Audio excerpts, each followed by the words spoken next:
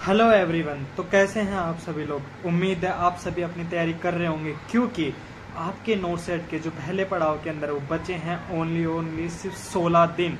तो आप सभी बहुत जोर शोरों से मेहनत कर रहे होंगे और अपनी मेहनत का परिणाम जानने के लिए बहुत ही ज़्यादा उत्सुक होंगे।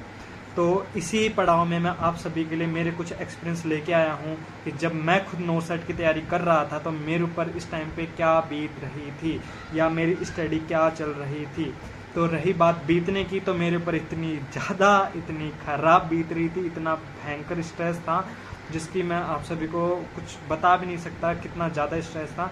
और उसी स्ट्रेस से आप सभी भी अभी गुजर रहे होंगे, क्योंकि सभी लोगों को अपने रिजल्ट की टेंशन होगी, कैसा एग्ज़ाम जाएगा। और इस बार नोट सेट दो पड़ाव में होने वाला है।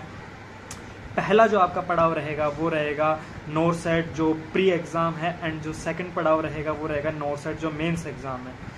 प्री एग्ज़ाम रहेगा वो सिर्फ क्वालिफाइंग नेचर रहेगा, यानी कि सिर्फ आपको पास होना है। जैसे जनरल कैटेगरी में अगर कोई 50% से ज़्यादा मार्क्स लाता है तो वो पास माना जाएगा, यानी क्वालिफाई माना जाएगा। और ओबीसी कैटेगरी में 45 और SC ST कैटेगरी में 40%। तो इसी तरीके से आपको सिर्फ पहला एग्ज़ाम सिर्फ पास करना है, तो उसके लिए आपको ज़्यादा कुछ मेहनत की ज़रूरत नहीं पड़ेगी, आप पास हो सकते हैं। लेकिन मेहनत तो पास में भी लगती है, तो स्टडी तो आपको उसके लिए भी करनी होगी। लेकिन जो सेकंड एग्ज़ाम होगा वो होगा आपकी मेरिट डिसाइड करने वाला। जी, जो बिल्कुल मेंस एग्ज़ाम होगा वो आपकी मेरिट डिसाइड करेगा। और उस एग्ज़ाम के अंदर आपको करना होगा टॉप। अगर आपको चाहिए एम्स, और एम्स सबका ड्रीम होता है, मैं जानता हूँ, क्योंकि मेरा भी ड्रीम था और आप सभी लोगों का भी ड्रीम है। तो अब इस ड्रीम को पूरा करने के लिए आपकी तैयारी कैसे चल रही है, उसको आप कैसे परख रहे हैं, उस पर आपका डिपेंड करेगा आपको कौन सा एम्स मिल रहा है। अगर आप बहुत अच्छी तैयारी कर रहे हैं तो आपको बहुत अच्छा एम्स मिलने वाला है, वरना कोई एम्स मिल जाएगा जो मेंस एग्ज़ाम देंगे। ठीक है। अब रही बात कि आप कैसे तैयारी करें नोट सेट की। ठीक है, तो नोट सेट की तैयारी करने के लिए आप कहीं से भी कोई भी एक बुक रेफ़र कर लीजिए। ऐसा नहीं है आपको बहुत सारी बुकों के पीछे भागना है कि मैं टारगेट हाई पढूं, मैं PR यादव पढूं, मैं या फिर एनक्लेक्स पढूं या कोई और अदर बुक पढूं। आप कोई भी एक बुक रेफ़र कीजिए जिस बुक के अंदर ज़्यादा इमेज हो। जैसे कि टारगेट हाई बुक है, उसके अंदर काफ़ी सारी इमेजेस, बहुत अच्छा मटेरियल है, उसके अंदर इमेजेस बेस्ड क्वेश्चन आपके आसानी से क्लियर हो जाएंगे। बाकी अगर देखा जाए तो MCQs बेस्ड जो क्वेश्चन है वो PR यादव में अच्छे हैं, एनक्लेक्स के अंदर थोड़ी अच्छी है।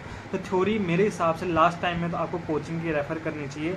जहाँ से आपने कोचिंग की, आप उस कोचिंग की, कोई भी कोचिंग हो, सारी कोचिंग बेस्ट होती है, आप उस कोचिंग की थ्योरी को बिल्कुल रेफ़र कीजिए। उसके बाद में उसको पढ़ने के बाद में आप अपना लक्ष्य रखिए कि मुझे 7 से 10 दिन के अंदर कंप्लीट से कंप्लीट थ्योरी पढ़नी है।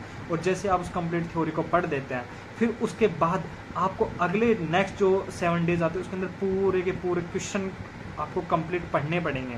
अगर आप उन क्वेश्चनों की प्रैक्टिस नहीं करेंगे तो आप अच्छे से स्कोर नहीं कर पाएंगे, क्योंकि क्वेश्चन प्रैक्टिस मस्ट है। अगर आप क्वेश्चन प्रैक्टिस करते हैं तभी आप आसानी से नोट सेट के अंदर क्वेश्चन अटैम्प्ट कर पाएंगे, वरना आप कहेंगे कि मेरे क्वेश्चन छूट गए या मैं कम क्वेश्चन अटैम्प्ट कर पाया। और दूसरा रीज़न होता है कि लोग बिल्कुल क्वालिफाइंग स्टेज में आके रहते हैं, यानी वो क्वालिफाई तो हो जाते हैं बट एम्स में सेलेक्ट नहीं हो पाते हैं।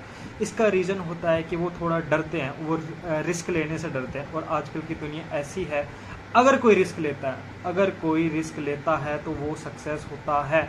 आप अभी तक भी रिस्क लेके देख चुके हैं, आपका सिलेक्शन नहीं हुआ है। अगर आपका सिलेक्शन नहीं हुआ है, आप क्वेश्चन अटैम्प्ट कर रहे हैं, क्या आ रहे हैं 140, 150, तो आप रिस्क लेके उस क्वेश्चनों को 170 से 180 तक पहुंचाइए। 170 से 80 कोशिश कीजिए नेगेटिव मार्क्स कम हो सकें। अगर 170 से 180 आप क्वेश्चन अटैम्प्ट करके आ रहे हैं, उसमें से अगर आपके 40 क्वेश्चन भी गलत हो गए या 50 क्वेश्चन भी गलत हो तो आपका चांस रहेगा सिलेक्ट होने का। तो आप 180 क्वेश्चन तक अटैम्प्ट करके आइए, उसके बाद ही आपका कुछ सिलेक्शन पॉसिबल है।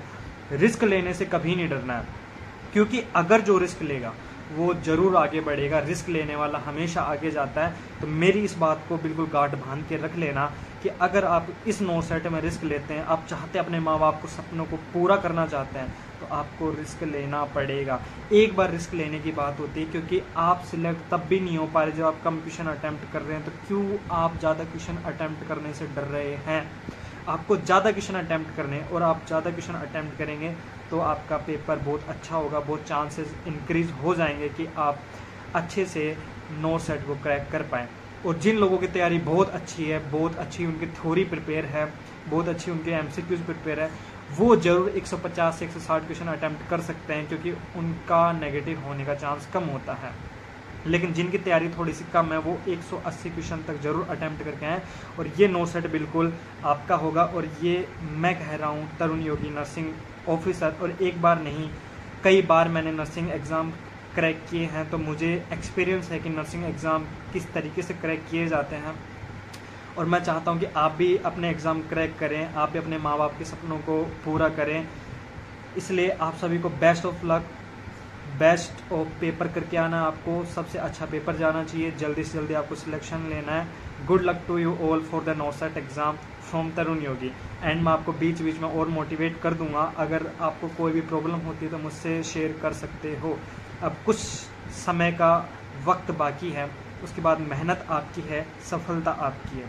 अगर सफल हो जाए तो मुझे याद ज़रूर रखना, और अगर असफल हो जाए तो उसके बाद में अपने एक्सपीरियंस से कुछ ना कुछ ज़रूर सीखना कि कहाँ कमी रह गई, और उस कमी को अगली बार ज़रूर दूर करना। थैंक यू एवरीवन मुझे सुनने के लिए। मेरे channel like, share and subscribe करना ना भूलें। मैं अगली बार फिर मिलूँगा एक नई वीडियो के साथ।